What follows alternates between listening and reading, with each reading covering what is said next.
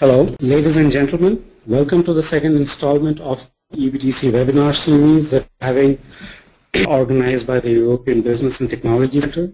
What we are going to do today is talk about opportunities are there for public-private partnerships in the transport, give an overview of the PPP projects that have been undertaken in the past and the various government initiatives that are being undertaken. And lastly, we will talk about some of the opportunities exist, and especially for foreign companies who want to take our business or rent in the transport sector. Dibyendu Sengupta, transport sector specialist at EBTC. This presentation will approximately be of around half an hour, and this will be followed by our present here, Mr. Ryan. You can read his brief bio on the screen.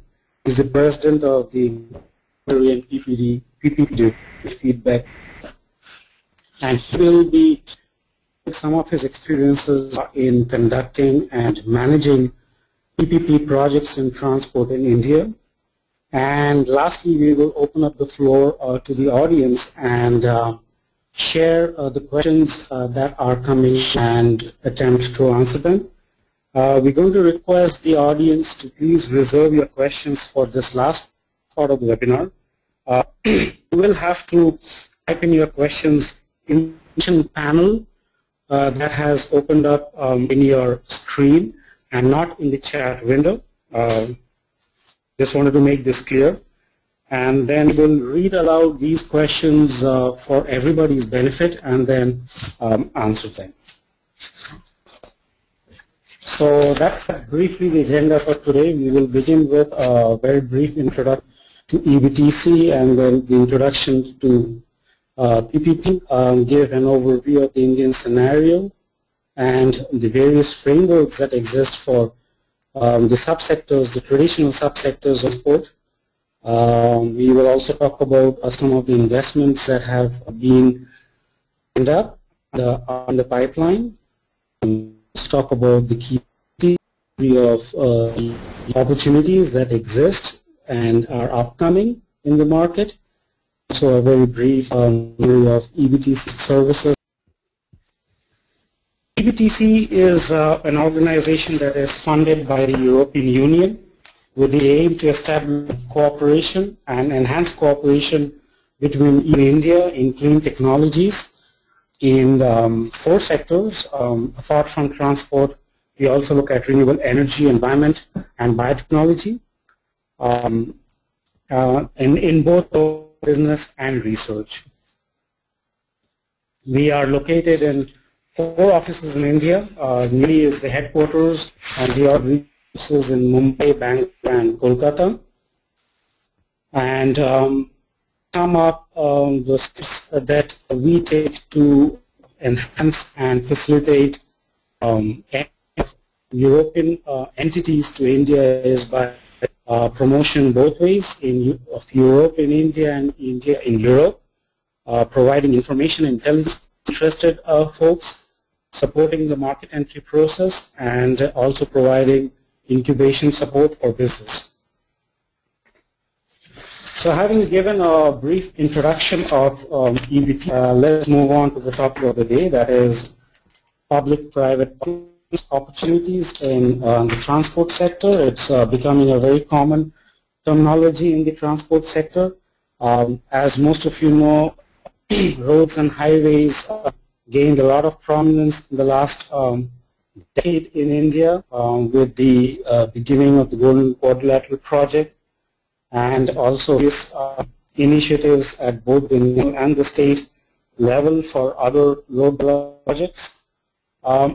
What we are doing today is we are assuming that the audience is of a diverse background, not necessarily people who have an in-depth understanding of the PPP process.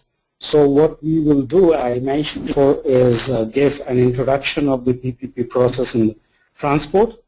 We will not go too much into the contractual modes. We can obviously entertain questions at the very end. That in itself will be a presentation. So what is PPP? In India, as all of you know, is growing at a very fast pace, and the economy is growing. There's a huge demand for infrastructure improvements in the country, and there is also a growing public demand for better services. So what PPP does is, tries to bring in these into some kind of partnership with the government and get them into a legally contract that allows for delivery services and also some kind of allocation of business risks among various partners. Like I mentioned, the traditional funding sources are not keeping up pace with the infrastructure needs, and it has been quite successful that private involvement in infrastructure projects bring in better efficiency, better and also a better involvement of risk from both sides. So what really happens in a PPP, or as it is also commonly known, a P3 arrangement, is that the government actively involved throughout the project's life cycle. The private sector is responsible for the more commercial functions, such as the project designs, and we'll go more into it next slide.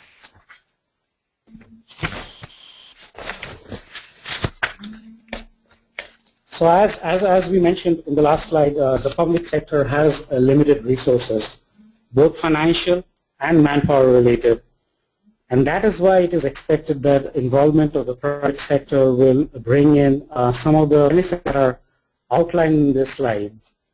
For example, expedited project completion, project cost savings, improved quality, and use of private expertise, in general access to new sources of capital, and also the utilization of HR private sector.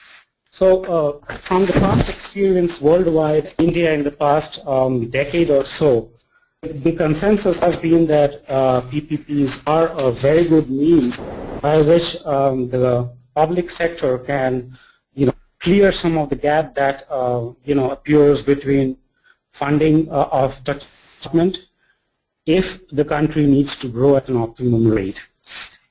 However, it is not, for example, outsourcing of functions to the private sector or donation by a private party, privatized state assets, and definitely not by the state from private entities.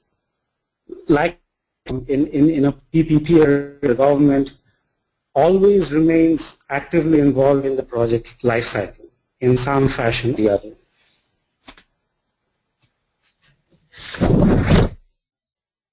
Just wanted to give a very brief idea about the different ways in which PPP partnerships can be designed and structured. They can be joint ventures. They can be often called as concession mode, operate transfer, flavors like build transfer, and other service and management contracts. There are also various contractual. I've outlined some of into it. People who are interested in these specific, in infrastructure, especially in the sports sector, PPPs are used in some very typical ways. Most of them are for renovation, construction, operations of some kind of a system. So really the reason why PPPs become so relevant is because most transport infrastructure is most transport projects are very infrastructure heavy, and the tradition funding these infrastructures, which includes taxes and fees, sometimes become very inefficient. That is why the seeking more private involvement in PPP. Let me dwell on the main steps or the main purpose of PPP projects are, like I have a slide, more, four main phases.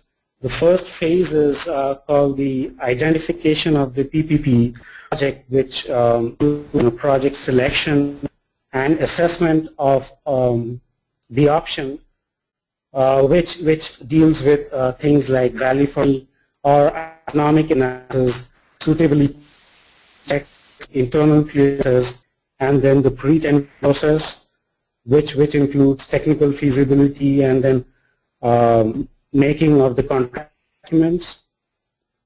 The phase is the procurement phase, which is first the bidding process, which includes procurement notice, the invitation for tender and evaluation, and then the second step, phase 3, is the actual awarding of the project and the financial agreements that are undertaken. And finally, the last phase is management and monitoring, which is monitoring, which includes defining an institutional framework and an analytical framework. So that's basically the way most projects are organized, in the sense of how they evolve in their life cycle. Just looking at the PPP scenarios, Indian transport sector, the Ministry of External has been formulating the national PPP policy, which is still in the draft mode right now. The legislation of the PPPs is, like in most infrastructure projects, is, kind of a pyramid structure where you have the center of the union at the top and the states, and then finally the urban local bodies. The center usually takes care of, the airports, railways, highways, also the inland road. The state usually take care of the state highways and the city roads, and the finally local bodies which take care of the urban roads, its surrounding infrastructure and bridges. We will talk in detail about the general framework of the PPP projects in the traditional subsectors in the some of the slides later.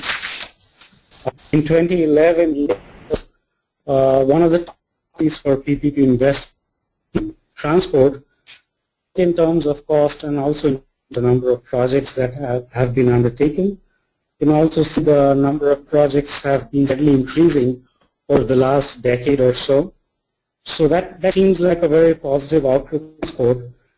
As I mentioned, the development of highways has been a very recent phenomenon in market, probably 15 years or so.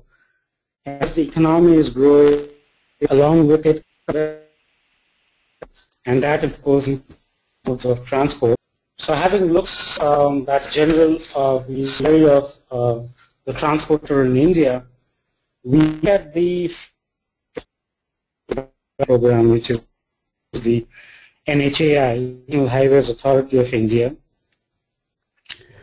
Several policy measures have been taken, as I have outlined in the slide. 100% FDI for road development projects, a viability gap funding of up to 40%, also rebate of 100% on income tax for 10 consecutive years out of life cycle of 20 years of a project. Several policy measures that have been taken. In roads, most of the PPP undertakings have been in new construction of roads or widening of existing roads, or also tolling mechanisms that come along with these constructions. I will touch upon the urban transport sector in the last slide, and I will also tell you why I'm doing that. But before that, I'll also go on to ports. In ports, the important bodies are the Ministry of Shipping, the Port Trust Authorities. The major ports are under the central purview, and the minor ports are under the states. Similar policy measures as in roads, 100% FDIs for construction and maintenance of ports. There is income tax exemption. There has been, like in roads also, an attempt to standardize the process, model RFPs and RFQs to introduce more uniformity and transparency in the process. Most of the projects that have been undertaken in PPP mode in the port sector have been in the operations and the management of ports, construction of LNG terminals, jetties, deep water ports, shipping yards, dry ports, ship repair facilities. And the government of India also has guidelines for private sector participation in major ports, how the major ports can set up joint ventures with foreign ports, minor ports, and private companies. The government of India has also introduced, what is called the corporatization of ports. It's under the new Indian Companies Act, where the existing port trusts will be gradually corporatized and set up as companies. It's expected that this will increase productivity and efficiency, quicker and timely decision making, and more accountability. In railways, the basic issue is that unlike other infrastructure projects, the entire segment of the subsector of railways is under the Indian Railways, and it is very difficult to separate projects that would not be under the purview of Indian Railways. So due to this historical perspective, railways have not always been readily available for private sector participation. It's a challenge, but as I outlined in this slide, there have been incentives and recent initiatives by the government to encourage private sector participation. The ministry is the Ministry of Railways, and then the Railway Board, which reports to the ministry. Some examples of some of the initiatives are the Container Corporation of India Limited, which deals with the multimodal logistics infrastructure. There is the IRCTC, which is the Indian Railways Catering and Tourism Corporation Limited.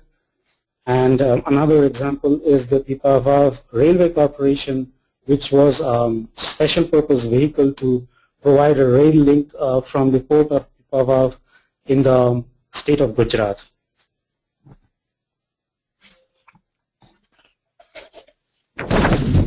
On to the airport sector, the apex bodies are the Civil Aviation Ministry and the Airports Authority of India, which operates 97 of the airports in India. Again, similar policy measures as in the other sectors. There is 100% FDI permissible for existing ports. Approval from the Foreign Investment Promotion Board is required for FDIs beyond 74%. There is recent, activities in development of greenfield airports where 100% FDI is, automatically routed and permissible. 49% FDI is permissible in domestic airlines, but this is not for foreign airline companies. And again, 100% tax exemption for airport projects for a period of 10 years.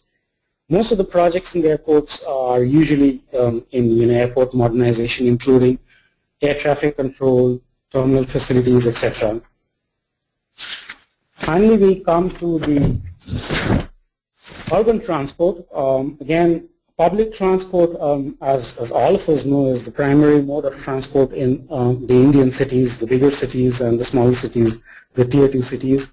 It accounts for, mostly, up to 40-45% of the travel in cities. And among these, bus transport is the predominant form of public transport. Usually, public transport in India, in the cities, is very disorganized. But there are also, other supporting infrastructure in public transport, paratransit and private modes of transport, like the intermediate public transport modes like three-wheelers, auto rickshaws, and cycle rickshaws, etc. The governing bodies are the Ministry of Urban Development, and at a state level, the state road undertakings. We have the policy measures in the form of the National Urban Transport Policy. The UMTAs are also being instituted, and there are also central schemes like the Jawaharlal Nehru Urban Renewal Missions, which I'll be talking to a little bit more detail later. Most of the projects that have been undertaken in PPP mode are usually in, the intra-city bus operations, construction of bus infrastructure like shelters and terminals, and metro rails, other forms of commuter rails that are coming up right now, like light rail and monorails, parking facilities, and lastly, but not least, many capacity building initiatives that are also taking place, like institutions like the driver training institutes, etc. So this is urban transport is what we see is probably the most high potential for SMEs, foreign SMEs, to participate in PPP modes in India.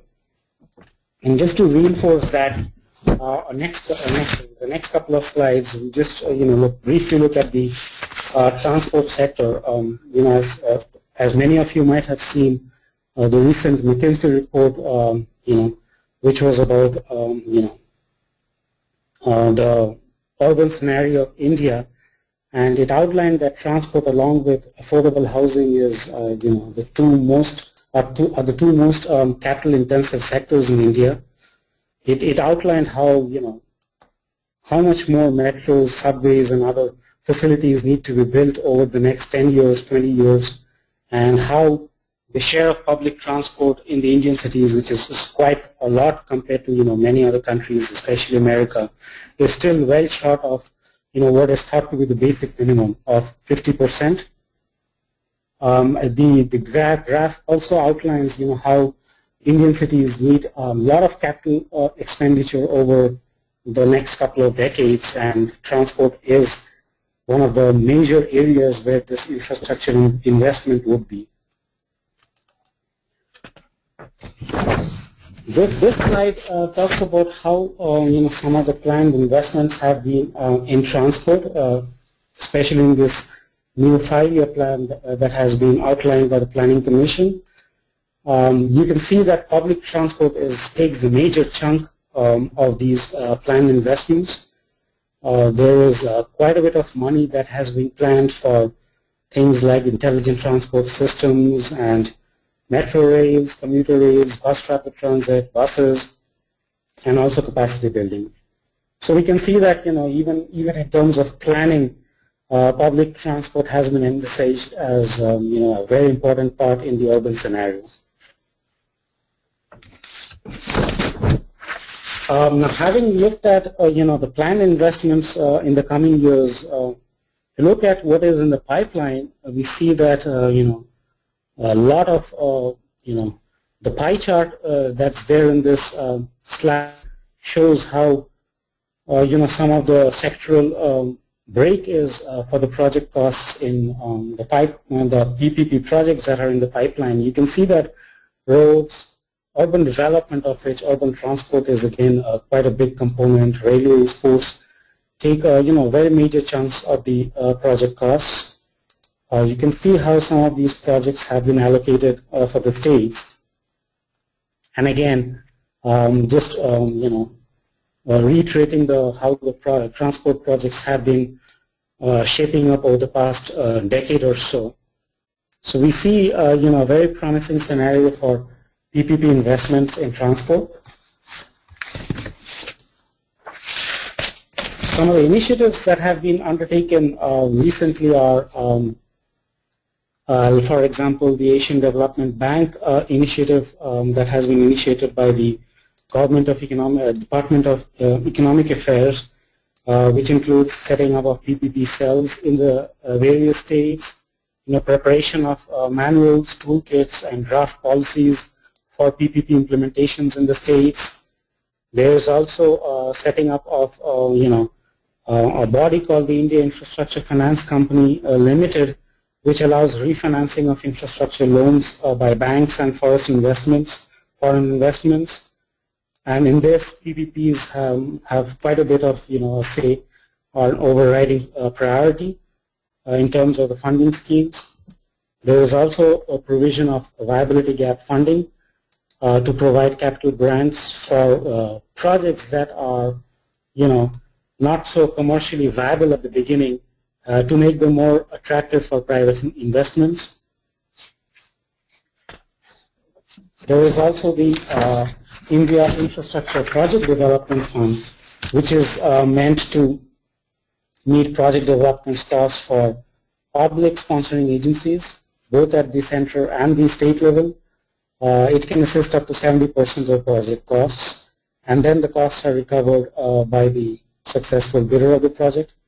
And then finally, there is the Public-Private Partnership Appraisal Committee, which has been set up to monitor and reduce transaction costs, enhance coordinations among the various ministries involved, and in general fast-track approval of PPP projects.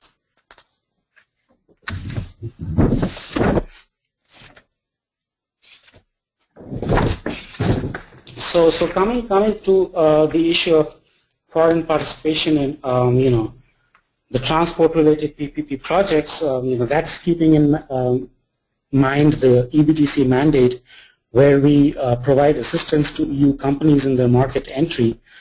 So far, it's not been a great percentage in terms of the total number of projects and even the percentage of costs, the foreign participation. But there has been quite a good participation in highways and roadway projects, especially in the NHDP initiative.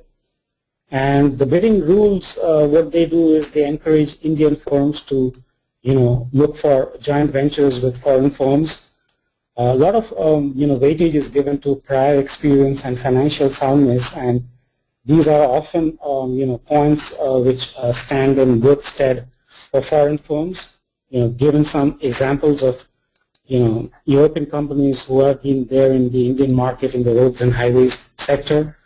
Usually foreign firms have, longer experience and often easier access to capital from the international market. So a consortium of, foreign companies and Indian firms often stand a good chance of, winning some of these tenders.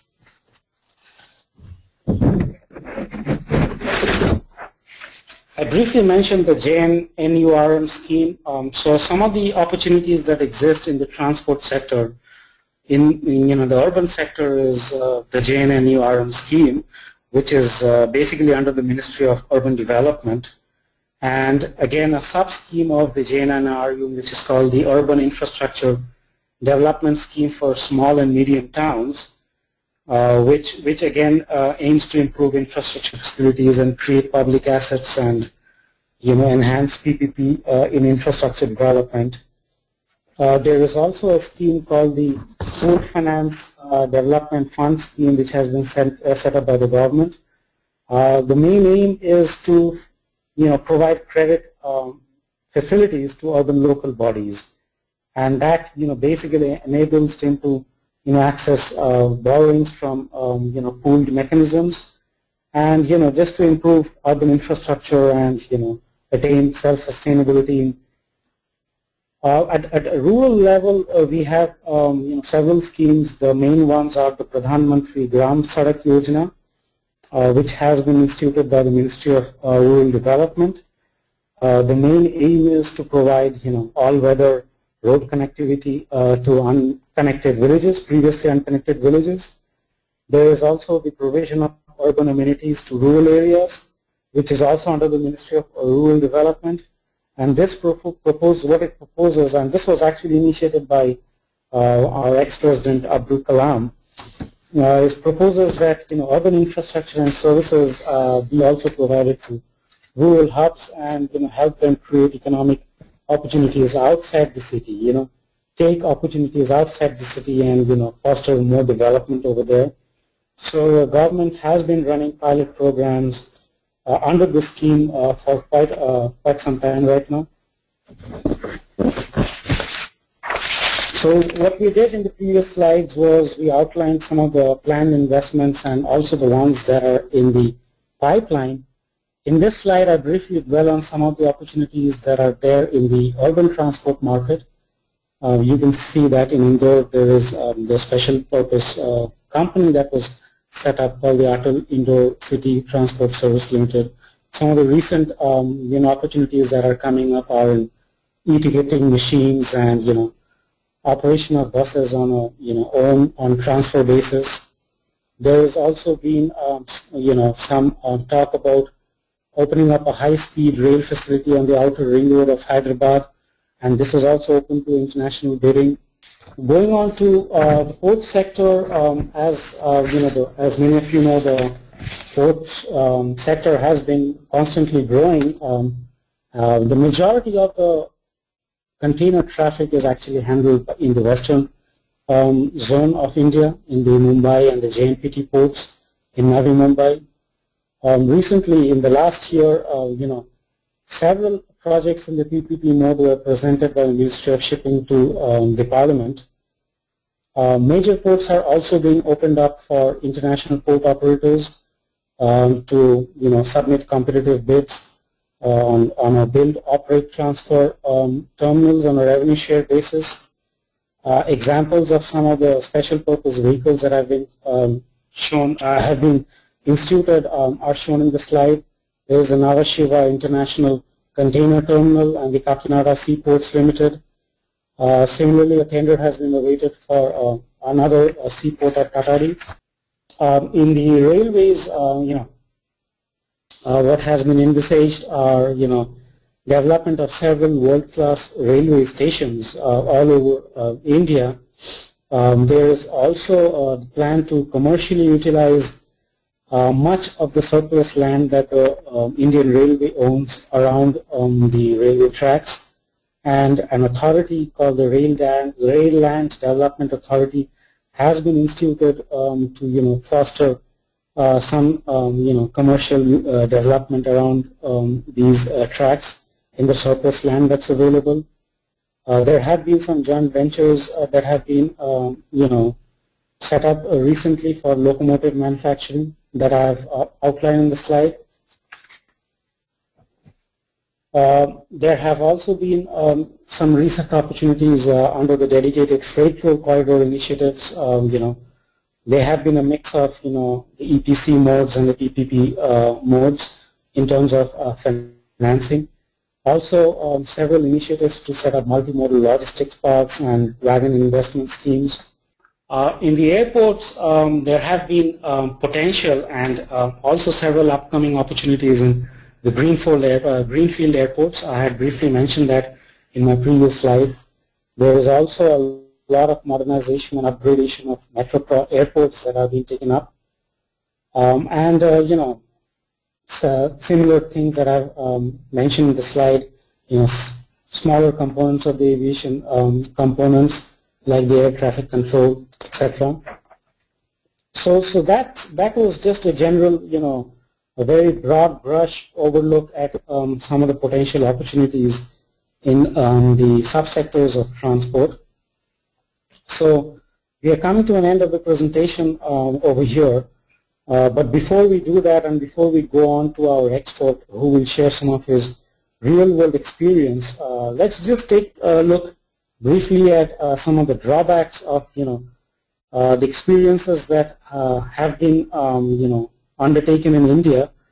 Many of the contracts have suffered from poor drafting and lack of understanding of the complexities of such contracts.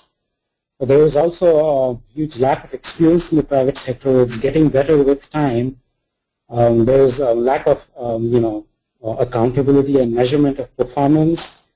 There is difficulty of managing the various stakeholders who are involved, and also there is the market's inability to provide the the much needed financial instruments to undertake a long-term equity.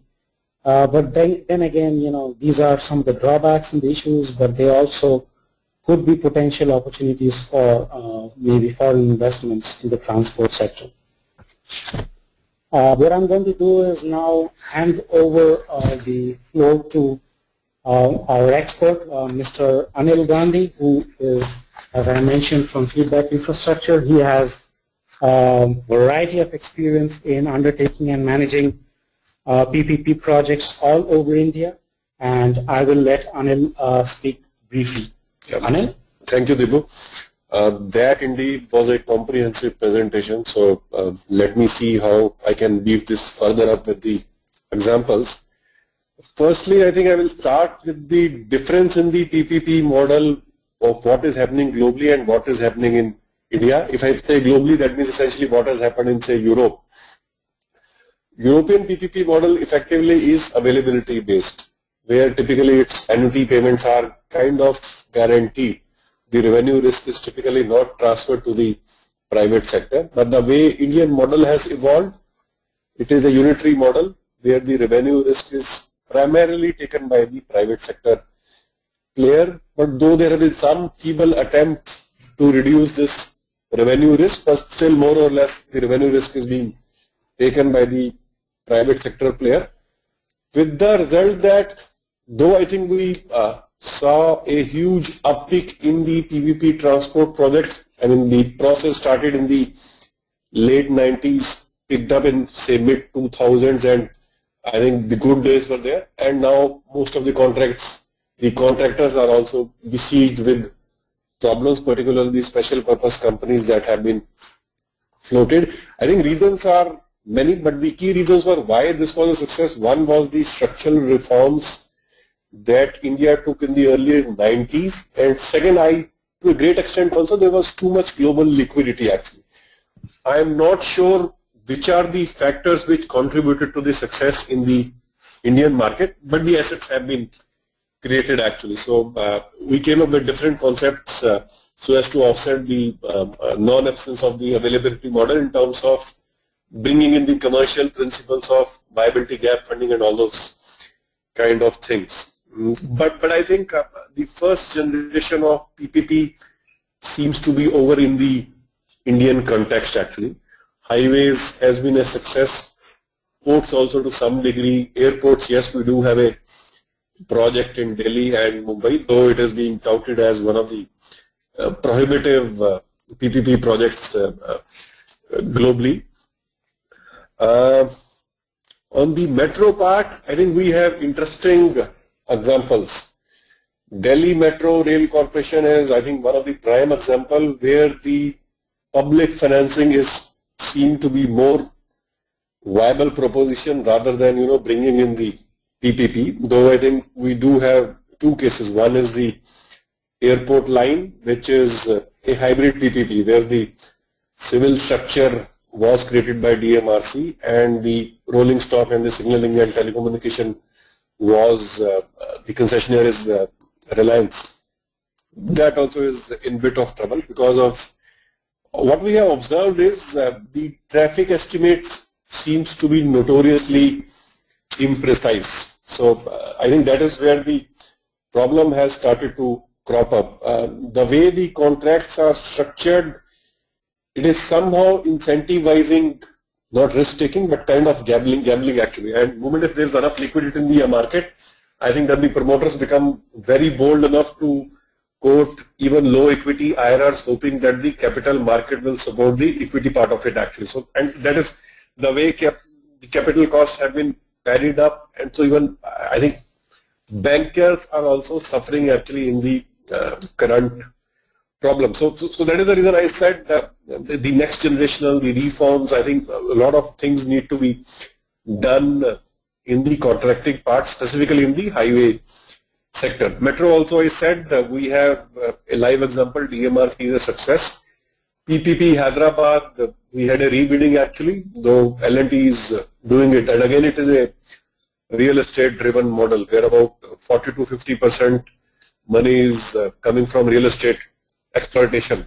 What has happened in the Indian context also, barring highways, a lot of glorified real estate deals are also happening because there is so much huge pent up demands. I think we have seen concession periods up to the extent of 60 years and 90 years also.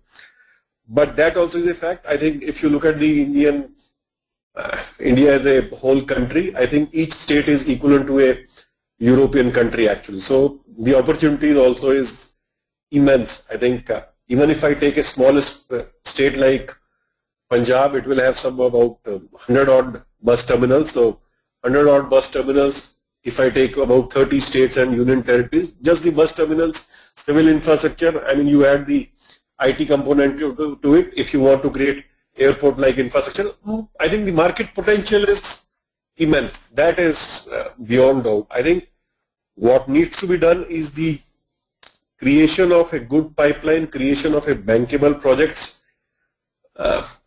Maybe we also need the sophistication in evaluating projects also.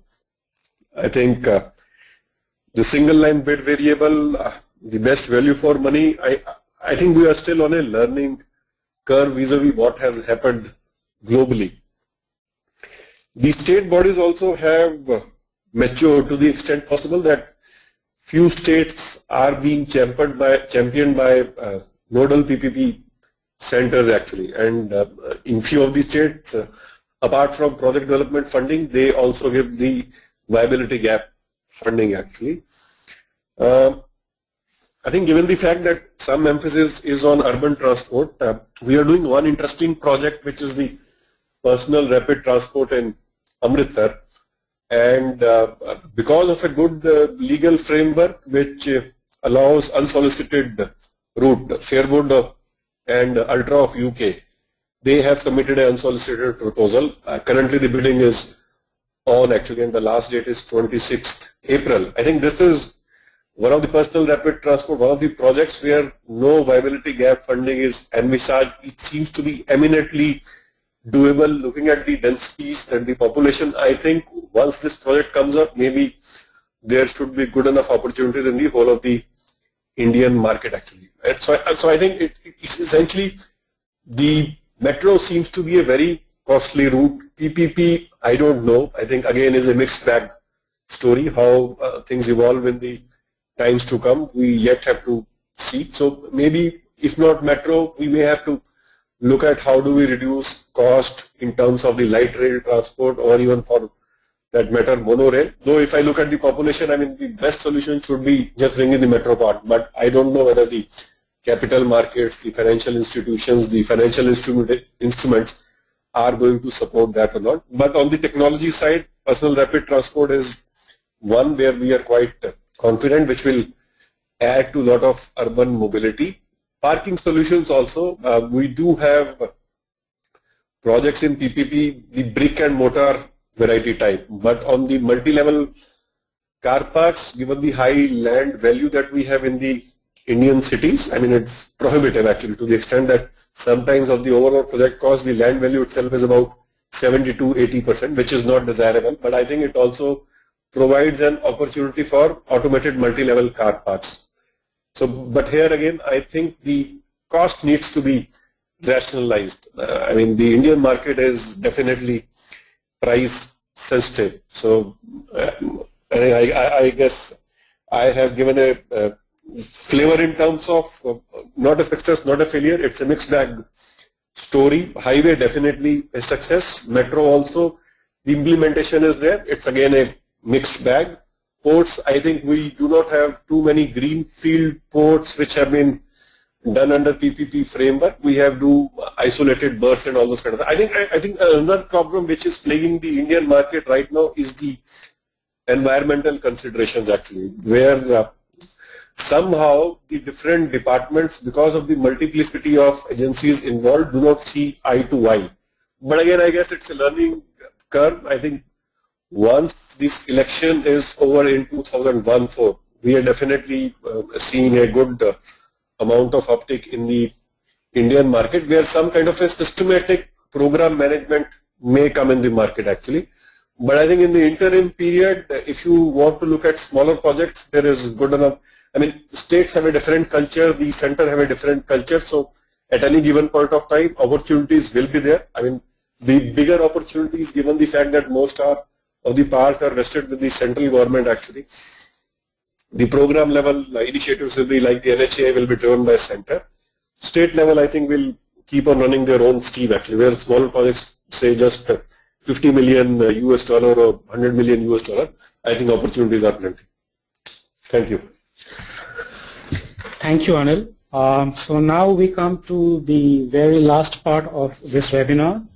We will open the floor to the audience and invite them to ask questions. We are going to unmute everybody who's wanting to ask a question.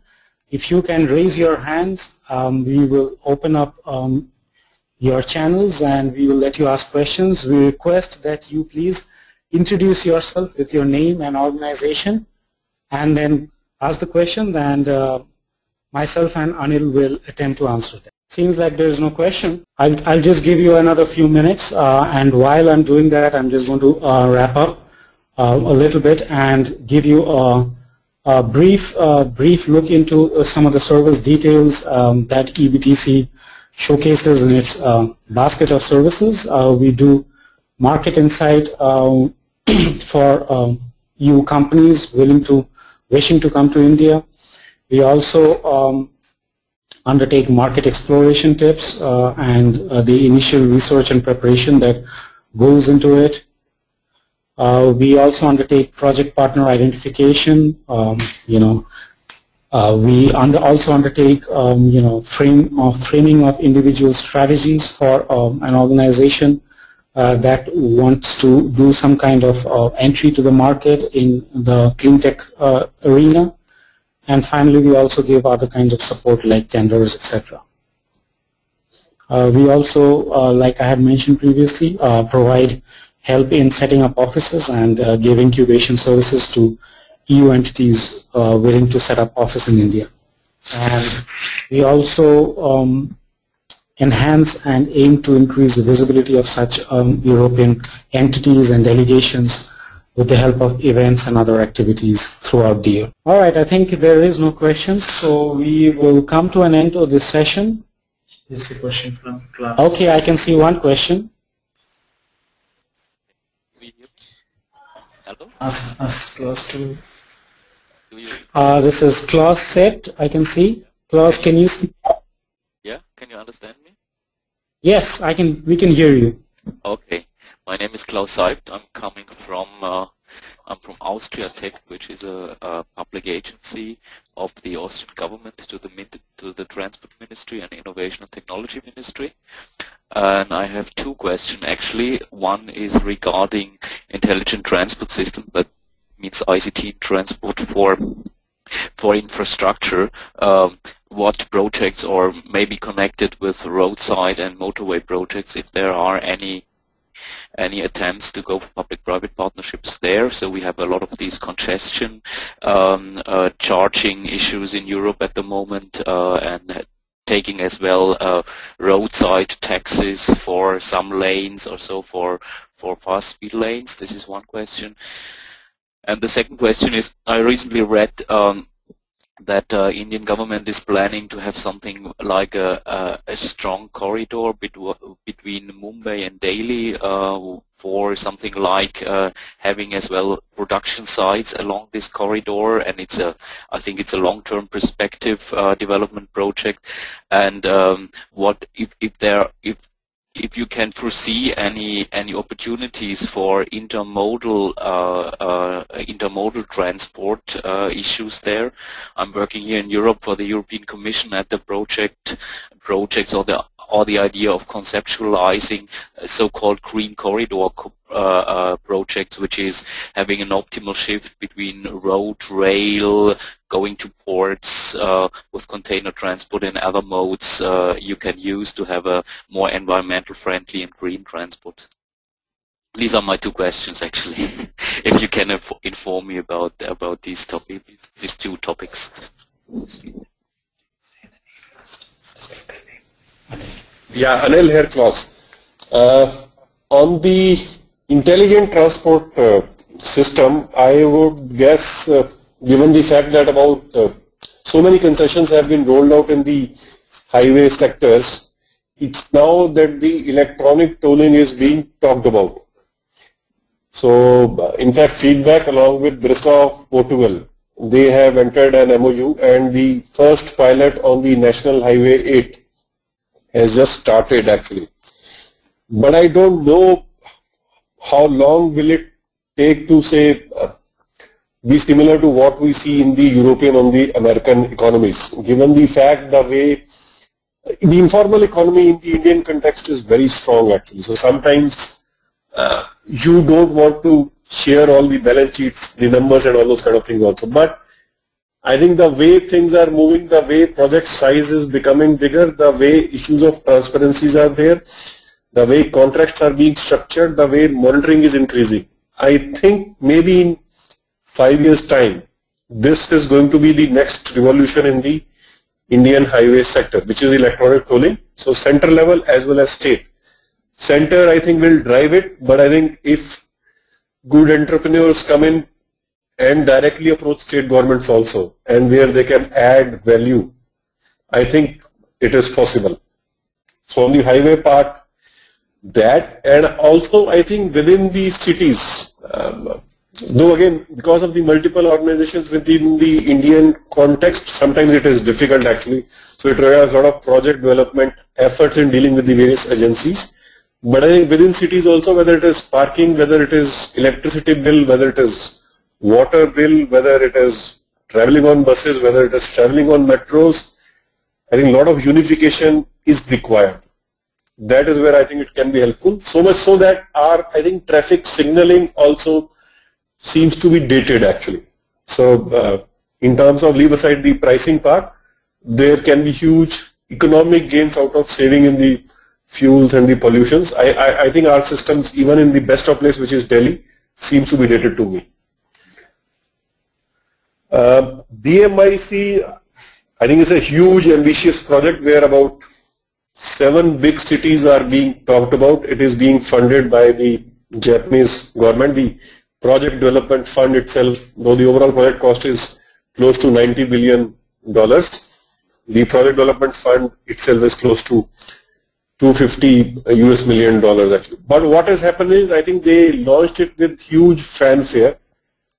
But because of this global financial crisis, which has hit us now, I think it has taken a bit of a backseat actually.